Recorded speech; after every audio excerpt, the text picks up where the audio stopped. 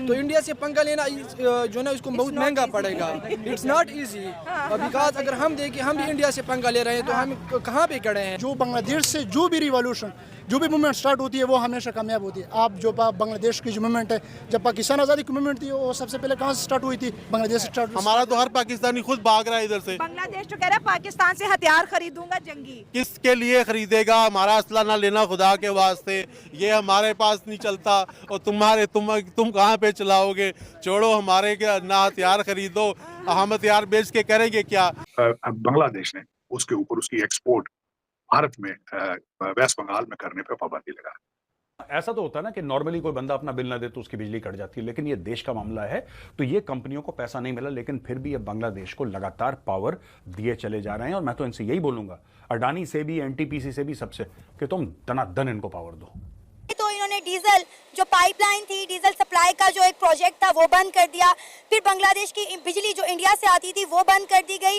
और उसके साथ साथ हम बात करें तो बांग्लादेश में जितनी इंडस्ट्री थी तमाम इंडिया से आकर लगी हुई थी, वो तमाम का बायकॉट कर दिया गया। बांग्लादेश को कंगला देश बनाने में इंडिया के साथ अब रूस भी मिल चुका है। 630 मिलियन डॉलर उन्होंने जो है बांग्लादेश को, जो रूस ने कर्ज दिया था, वो डिमांड कर लिया, क्योंकि इंडिया और रशिया की फ्रेंडशिप बहुत ज़्यादा स्ट्रॉन्ग है। एक तरफ इंडिया ने अपनी टेक्सटाइल इंडस्ट्री बांग्लादेश के अंदर बंद की, बिजली उनको वो जो फ्री और सस्ती देते थे वो कॉन्ट्रैक्ट कहीं ना कहीं खत्म होने जा रहे हैं। साथ साथ 16 आइटम्स जो है जो डेली कमोडिटी की है इंडिया ने वो भी बैन कर। दोस्तों, कुछ दिनों पहले आपने सुना होगा कि बांग्लादेश में रेवोल्यूशन आई है। वहाँ के स्टूडेंटों ने वहाँ की सरकार को उखाड़ कर फेंक दिया और भारत के खिलाफ बहुत सारे ऐसे एंटी इंडिया कैंपेन भी चलाए, जिसमें से इंडिया आउट कैंपेन। दोस्तों, अब भारत ने बांग्लादेश का नट टाइट करना चालू कर दिया है। अब बांग्लादेश के जितने भी जरूरत के सामान है उसमें कटौती करना चालू कर दिया है। तो दोस्तों, इस पर पाकिस्तान की लोगों की क्या राय है? दोस्तों, पाकिस्तान के लोगों की राय आप सुनोगे तो आप शॉक रह जाओगे। तो दोस्तों, देर ना करते हुए चलिए पहले पाकिस्तान की वीडियो देख लेते हैं, बाद में बांग्लादेशियों को जम के थोड़ा सा क्लास लगाते हैं। बढ़ते हैं दोस्तों वीडियो की तरफ। कि बांग्लादेश को कंगला देश बनाने में इंडिया के साथ अब रूस भी मिल चुका है।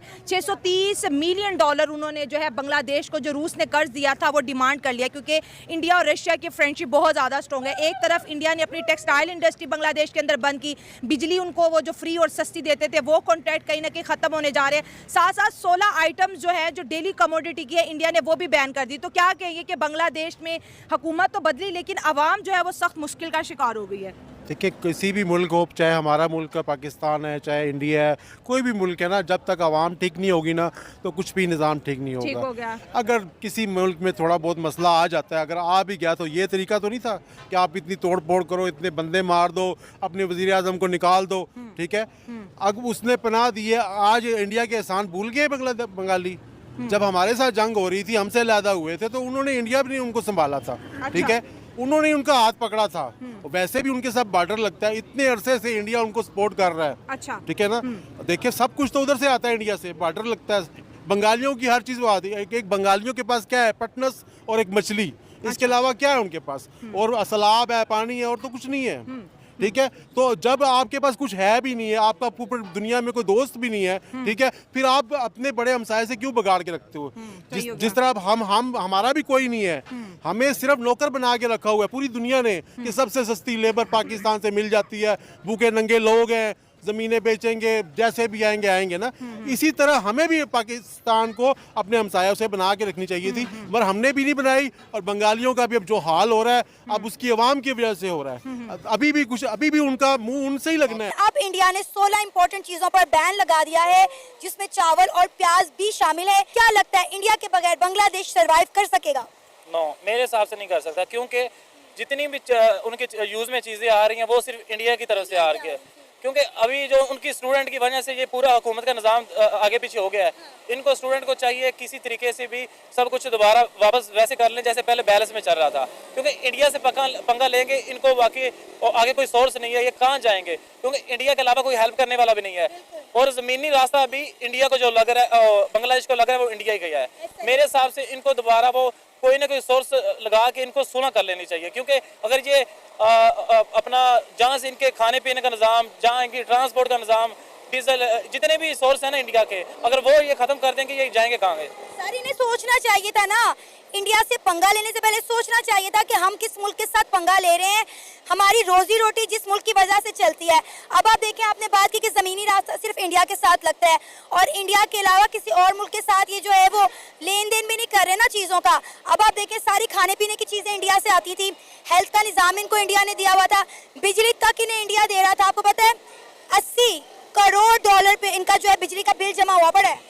ऐसे ही है, तो ऊपर से अभी वो पुराना बिल तो पे नहीं हो रहा, ऊपर से इन्होंने नया पंगा ले लिया है। इनको ये चाहिए कि किसी तरीके से भी ना इंडिया के साथ सुलह करें उनके, क्योंकि इनके सबसे जो बड़े सोर्स हैं डीजल है, ट्रांसपोर्ट इनकी बंद हो जाएगी, कोई और रास्ता नहीं है, कोई और हेल्प करने वाला नहीं होगा।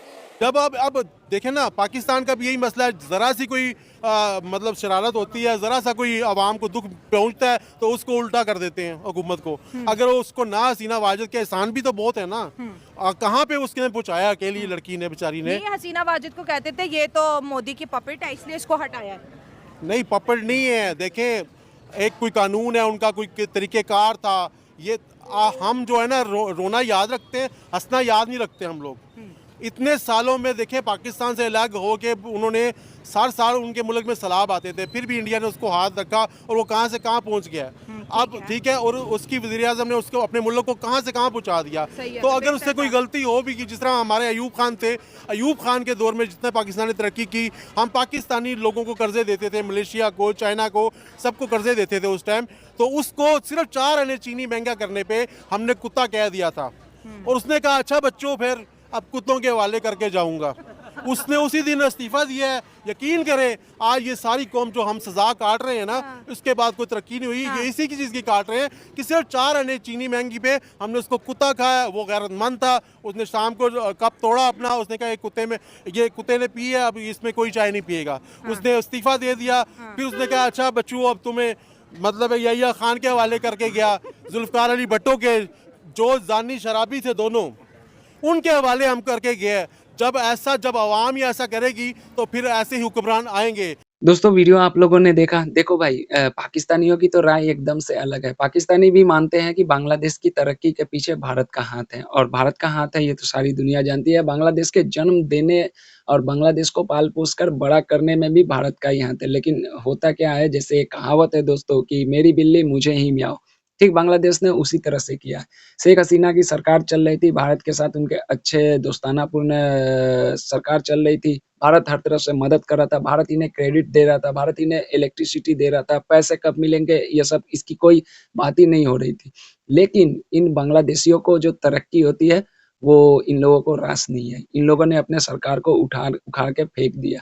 अब भारत का सिर्फ बिजली बिल, सिर्फ अडानी ग्रुप का बिजली बिल बाकी है $8 लाख, $8 लाख मिलियन। ये तो दे नहीं पा रहे हैं। उसके बाद से रसिया ने क्या किया कि रसिया ने जो भी कर्ज दिए थे, रसिया ने भी वो कर्ज मांग लिए, क्योंकि भाई रसिया और इंडिया की दोस्ती सभी जग जाहिर है कि रसिया और भारत की दोस्ती किस तरह की है। पूरी दुनिया ने रसिया के ऊपर में सैंक्शन लगा दिए यूक्रेन वार के टाइम में, लेकिन इंडिया ने कुछ नहीं कहा। इंडिया एकदम ना तुम्हारे साथ ना हमारे साथ। पूरी दुनिया के सैंक्शन लगाने के बावजूद भी इंडिया ने रसिया से ऑयल खरीदा। तो रसिया कभी भी इंडिया की दोस्ती नहीं भूलेगा। रही बात बांग्लादेश की, तो बांग्लादेश का नट अभी हम लोगों ने सिर्फ उसमें बोल्ट लगाया है, उस नट को खोलना जरूरी है। बांग्लादेश की टेक्सटाइल इंडस्ट्री पूरी तरह से खत्म हो चुकी है। जहां पर पहले अडानी ग्रुप वहां पर 1600 मेगावाट बिजली सप्लाई करती थी, अडानी ने उसे घटाकर लगभग 1000 मेगावाट बिजली कर दिया। दोस्तों इसका असर बांग्लादेश पे क्या हुआ है कि बांग्लादेश के ढाका शहर छोड़कर बहुत सारे ऐसे जगहों पे लोड शेडिंग का प्रॉब्लम चल रहा है। बांग्लादेश के जितने भी टेक्सटाइल इंडस्ट्री है उन पर बहुत ही बुरा असर पड़ रहा है। और तो और दोस्तों, पूरे दुनिया से जो भी ऑर्डर आते थे बांग्लादेश में, बीते कुछ महीनों में जिस तरह से बांग्लादेश में जो भी प्रोटेस्ट हुए, स्टूडेंट प्रोटेस्ट हुए, उसको लेकर क्या हो रहा है कि जितने भी बाहर के देशों के जो ऑर्डर है वो सीधा भारत को फायदा मिल रहा है। और भारत के 2 से 3 स्टेट को काफी ज्यादा फायदा मिला है। पहली नंबर पे आती है तमिलनाडु, दूसरे पर उत्तर प्रदेश और तीसरा बिहार। दोस्तों बिहार के लिए एक बहुत बड़ा वरदान है। दोस्तों आप लोगों ने वीडियो में देखा, पाकिस्तान की लोगों की राय सुनी। भाई सारी दुनिया जानती है कि बांग्लादेश को किस तरह से भारत ने हर वो मदद किया, लेकिन इसके बदले में बांग्लादेशियों ने क्या दिया?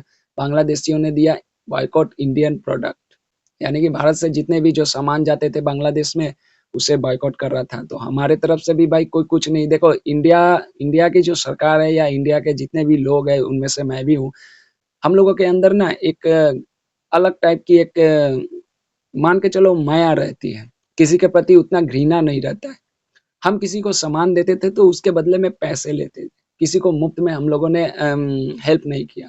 लेकिन बांग्लादेशियों को ऐसा लगता था कि हम बांग्लादेश के मार्केट को पूरा कैप्चर कर रहे हैं। इन बांग्लादेशियों को घमंड था, इनके जो सूती वस्त्र उद्योग है उस पर घमंड था, लेकिन इन लोगों को पता नहीं था कि तुम्हारे जितने भी बांग्लादेश में जितने भी बड़े-बड़े ब्रांड है वो इंडियन कंपनी है। इसमें से सबसे बड़ा इंडियन कंपनी था रेमंड्स। रेमंड्स ने भी अपने सारे वहाँ के यूनिट को बंद करके इंडिया शिफ्ट करने का फैसला कर लिया है। तो दोस्तों, वीडियो आप लोगों ने देखा, पाकिस्तान के लोगों की राय सुनी। बांग्लादेश के बारे में आप लोगों को जानना बेहद ज़रूरी है, क्योंकि जितने भी जिनको बांग्ला लैंग्वेज नहीं आता है, जो हमारे रेस्ट ऑफ इंडिया के लोग हैं, हिंदी बेल्ट के लोग हैं, महाराष्ट्र के हैं, साउथ इंडियन लोग हैं, जिनको बांग्ला समझ में नहीं आता है, दोस्तों आप लोगों को कुछ नहीं पता है कि ये बांग्लादेश के अंदर में छोटे-छोटे सपोले भारत के खिलाफ कितना ज़्यादा ज़हर उगल रहे हैं। दोस्तों, बांग्लादेशी तो सोशल मीडिया पर इतना तक कह रहे हैं कि हम 7 सिस्टर को काट के भारत से अलग कर देंगे, इस तरह की बातें वहाँ से की जा रही है। आए दिन वो चाहे वहाँ की मेनस्ट्रीम मीडिया हो या यूट्यूब पर आकर अपना जो ज्ञान बाँटने वाले जो बांग्लादेशी है, वो सारे के सारे इसी तरह के बात कर रहे हैं। दोस्तों, एक तरफ तो बांग्लादेशियों को भारत का बॉयकॉट भी करना है, भारत को गालियाँ भी देना है और दूसरी तरफ भारत के एम्बेसी में जाकर भारत का वीज़ा भी लेना है, क्योंकि बहुत सारे ऐसे बांग्लादेशी, भारत ने अभी वीज़ा में थोड़ा-सा कड़ाई कर दिया, बहुत कम वीज़ा दे रहा है, तो इसको लेकर वहाँ पर प्रोटेस्ट हो रहा है कि हमारा जन्मसिद्ध अधिकार है भारत में जाना और भारत में जाकर वहाँ के हॉस्पिटलों में जाकर वहाँ से इलाज करवाना और कम पैसे, कम खर्च में फिर वापस बांग्लादेश चले जाना। उनमें से ना जाने कितने बांग्लादेशी यहीं पे रह जाते हैं। आज ऐसे कर के हमारे देश में 2 करोड़ से ज़्यादा आबादी होगी। तो दोस्तों, जो भी कहना होगा कमेंट बॉक्स में ज़रूर जवाब दीजिएगा। मिलता हूँ किसी नेक्स्ट वीडियो में, तब तक के लिए दोस्तों जय हिंद, जय भारत।